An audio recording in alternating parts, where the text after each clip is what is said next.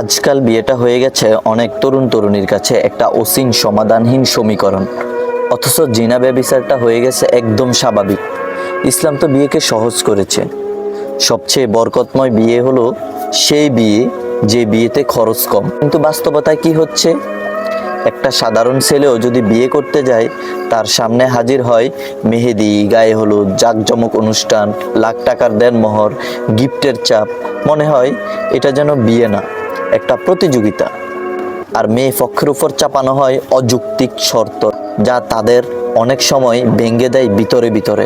ফলাফল, হাজার হাজার ছেলে মেয়ে বয়স পেরিয়ে যাচ্ছে, তবু বিয়ের সাহস পাচ্ছে না। কিন্তু জিনায় লিপ্ত হচ্ছে ঠিকই। সমাজের চাপ, টাকার চাপ, রীতিনীতি সব মিলিয়ে বিয়ে হয়ে গেছে এক অদৃশ্য কারাগার।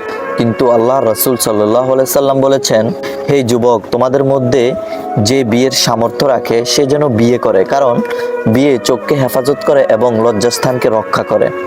তাহলে আমরা কাকে ফলো করব? আল্লাহ রাসূল সাল্লাল্লাহু আলাইহি সাল্লামকে নাকি সমাজের তৈরি কৃত্রিমতাকে? প্রশ্নটা আপনিই ভাবুন। কত তরুণ রাত জেগে কাঁদছে শুধু এই জন্য যে সে বিয়ে করতে চায়, কিন্তু সমাজের শর্তগুলো তাকে আটকে রেখেছে। কত মেয়ে দোয়া করছে, হে আল্লাহ আমার জন্য সহজ করে দিন। প্রিয় ভাই আমার, বোন আমার, বিয়ের জটিলতাকে যদি আমরা নিজেরাই সহজ না করি, তাহলে সমাজের ব্যভিচার বাড়তেই থাকবে। আর তখন দায়টা শুধু কারো নয়, পুরো সমাজের উপর পড়বে।